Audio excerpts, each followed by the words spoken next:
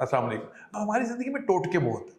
टोटके, myths, मतलब पहला टोटका हमारा आता है घुटी का। तो हम स्ट्रॉन्गली रिकमेंड करते हैं घुटी ना दी जाए, क्योंकि घुटी का कोई फ़ायदा नहीं। घुटी जो सबसे बेस्ट, वो माँ का पहला दूध है, उससे बेहतर कोई चीज़ नहीं है। तो इसलिए मेरा हमेशा मशवरा यही है कि वो घुटी को ना दिया जाए। अच्छा, दूसरा टोटका होता है कि हम तेल की मालिश करना चाहते हैं, इसमें कोई नुकसान नहीं, फ़ायदा है। तो अगर कोई माँ चाहती है कि तेल की मालिश कर ले, तो मुझे कोई इतराज़ नहीं है, मैं बिल्कुल इसको प्रमोट करता हूँ। फिर जी कि जो हमारा एक और जो में है कि जी हम धूप की छुआएँ लगाते हैं, जॉन्डिस खत्म हो जाता है। अच्छा, इसका जब जॉन्डिस तो है, हर बच्चे को नॉर्मली होता है। इसका कोई जो है ये नॉर्मल फिनोमेना, एक लिमिट से ज़्यादा हो जाए तो डेंजरस हो जाता है। लेकिन धूप का कोई तल्लक नहीं जॉन्डिस से कम करने में। जॉन्डिस ने खुद ही 1 वीक के बाद खत्म हो जाना होता है।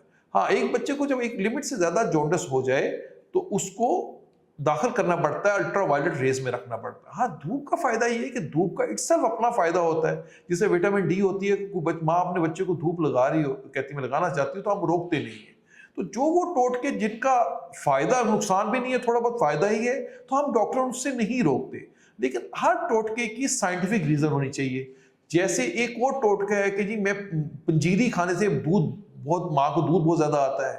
पंजीरी का माँ का दूध बनाने से कोई तल्लक नहीं है, लेकिन पंजीरी क्योंकि बीजों से बनी होती है और इसमें माइक्रो न्यूट्रिएंट होते हैं जो आम डाइट में नहीं होते, और ये माइक्रो न्यूट्रिएंट जो होते हैं ब्रेन ग्रोथ के लिए बहुत अच्छे होते हैं। तो मैं पंजीरी बिल्कुल माँ को कहता हूँ पंजीरी खाएं।